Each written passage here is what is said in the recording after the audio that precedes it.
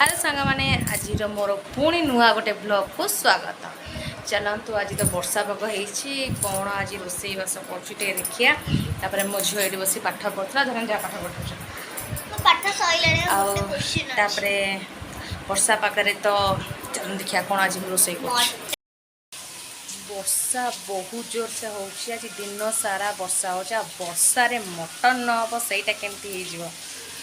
तापरे आज मटन भी बहुत खाया इच्छा था। आज मटन टी बनवा केमती कौन बनाऊँ चलो देखा। देखु केते जोर वर्षा होची आज इते सुंदर। क्या वर्षा भल लगे कमेंट रे जनइबे निहाती। मत तो वर्षा बहुत भल लगे। गैस लगे देछि आलू भी धोई देछि रखी मसला बाटी। देखु एपटे पियाज भी मुझे बाटिक रखी सोरिष तेल टे पकईदेली आलूटा टे भाजापी। जी आमर होती मटन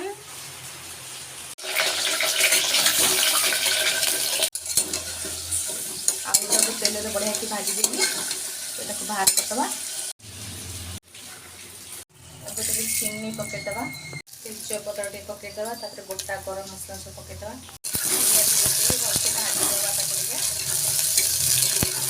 ब्राउन हवा जाए कंचा करे मटन मु कंचा भी करे डायरेक्ट कंचा कसिकी आउ प्रेशर कुकर सिझेकी भी करे। कंचाटा कले बहुत टेस्ट आसे सिझेकी भी बहुत टेस्ट आसे किंतु कंचा कले बेसी टेस्ट आसे। पियाज ब्राउन हो गला पियाज पेस्ट पकेवा। एठू पियाज पेस्टा पकईली सेटा टिके माने कषे आइलानी। तापर एथिरे अदा रसुण पेस्ट गरम मसला बाटी देथिली टिके आउ सब पाउडर गुंड मसला तादे ढालदवा। मसला टे लुण पकईदवा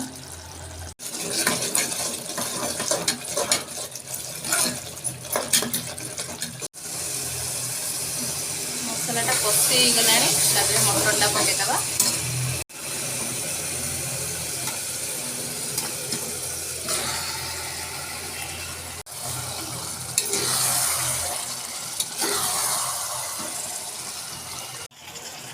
टमाटर पकईदवा। मटनटा कषि आइलानी गरम पानी दे कषिबे मटनटा टेस्ट बहुत आसो। कस्तूरी मेथी पत्र पकईदवा। मटन रे आलूटा पकईदवा। आलूटा पकई सारापर तापर आमे गरम पानी देकी दुईटा तीनटा हुइसेल देदवा।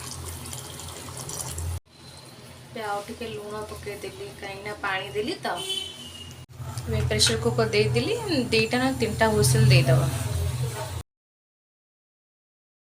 मटनटा हो चलो देखा केमती। वाव बहुत टेस्टी बास्ना केते सुंदर कलर भी आसी।